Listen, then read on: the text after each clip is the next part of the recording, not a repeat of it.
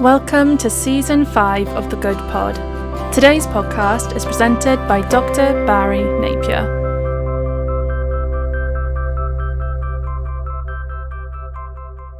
This podcast is based on a 1995 article published in a series called The Toronto Helpline, which was used during the horrendous times of the Toronto Blessing to help thousands of scared and confused Christians to avoid charismatic error.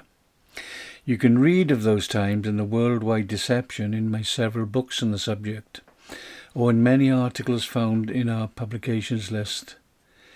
Though many of the vile deceptions of that time have now since subsided, the vital main teachings remain, still deceiving many.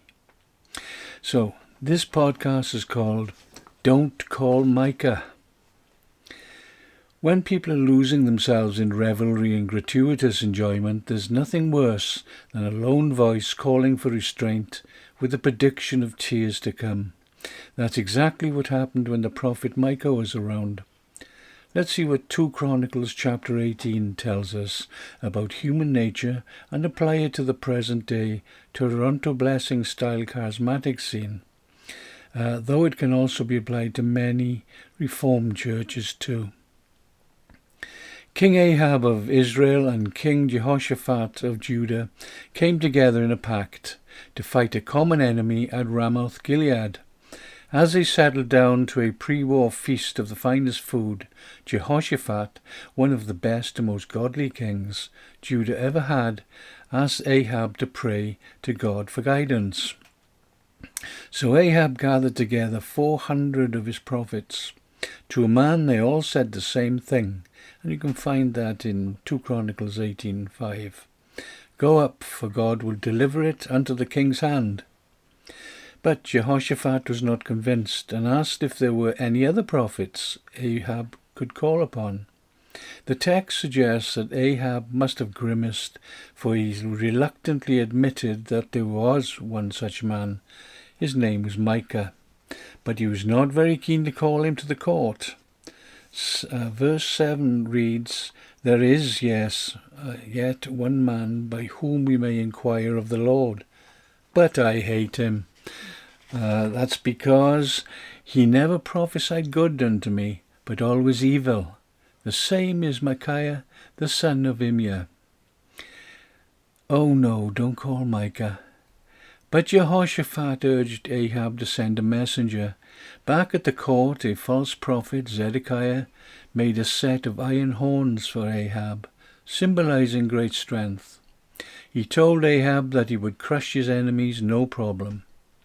In verse 11 we find all the other prophets rallied around Zedekiah like sycophants, saying, Go up to Ramoth Gilead and prosper, or win, for the Lord shall deliver it into the hand of the king. The messenger arrived at Micah's house and told him that Ahab's 400 prophets had all predicted success in the proposed war, and he pleaded with Micah to give the king good news. Micah, however, in verse 13 said, As the Lord liveth, even what my God saith, that will I speak.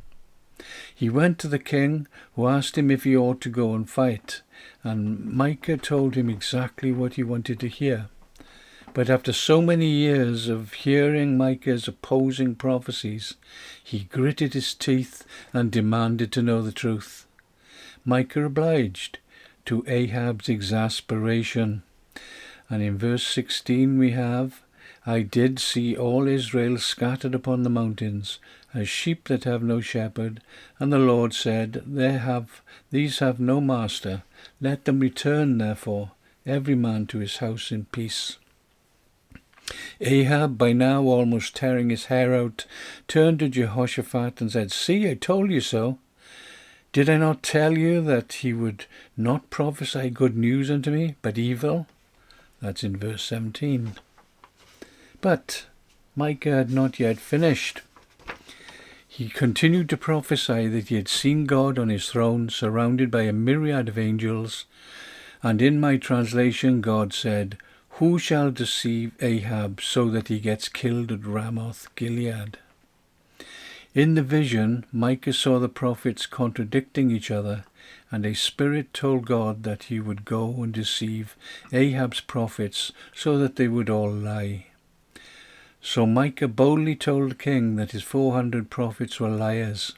The prophet Zedekiah was filled with rage and punched the prophet in the face, demanding to know if he was lying too.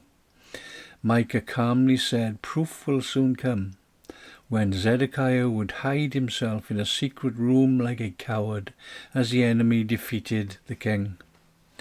As a reward for telling the truth, Ahab ordered Micah to be placed in prison in the city of Ammon, and fed only bread and water until Ahab returned victorious.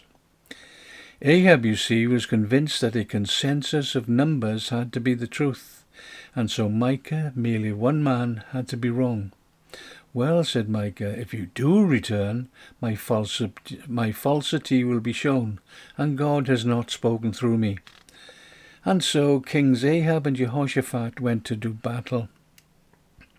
But Ahab must have had his doubts, for he asked Jehoshaphat to fight in his royal robes, while he fought in disguise. The king of Syria ordered his chariot captains to ignore all except for Ahab. They were to go straight for him to kill him. They could only see one man in royal robes, and so they chased after Jehoshaphat. But God protected him, and the chariot captains wheeled off again to find the right man.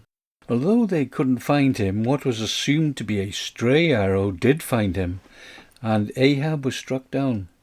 Badly wounded, Ahab told his charioteer to get to a less crowded part of the battle. He managed to stay fighting until dusk, and then he died, just as Micah had prophesied. This real account should teach us several things in days of Toronto Blessing-style charismatic error, which still continue. TB adherents, or Toronto Blessing adherents, follow the majority because they are the majority, believing that a large number cannot possibly be wrong. But they follow false prophets, who despise those lone voices of the few true prophets. "Don't call Micah," they shout in despair, because they hate the truth and prefer lies. As someone once said of me, "I don't see why I attend his meetings. All he talks about is doom and gloom." But modern-day Micahs utter the truth anyway. For their pains, they are punched in the face by spiritually deformed leaders who reject any idea that they are themselves speaking lies. They persecute and despise those who oppose them. Thus, any opposing teachers are cast aside as nothing, scorned and rejected.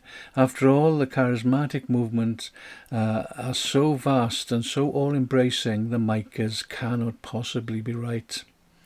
They are so few in number, and they only prophesy doom and gloom anyway. But the Micahs of the church know that the fate of charismatic leaders who preach fake news is sealed, and proof of their error will be shown. The leaders continue in their folly only to be deposed by God, either in this life or in the next. Let this text be a warning to the false prophets of charismaticism. Let it also encourage true prophets. The king even tried to disguise himself to avoid detection, just like Satan. But he was killed anyway. False prophets never escape God's wrath. Keep opposing charismaticism and never forget the terrible words of 2 Chronicles 19 verse 2. "Shouldest thou help the ungodly and love or help them that hate the Lord? Therefore is wrath upon thee from before the Lord." Right now, at this very moment, God's faithful few are roaming bewildered and lost because the true shepherds have been seduced. Like baying wolves, they surround the Micahs of the church, and to a man, because they've all learned the same words from each other, they repeat unbiblical utterances and entice the sheep from the fold, only to destroy them. Many entice by using fair words and false words of love. They attack the Micahs with circumspect words, taking care to be ever so humble.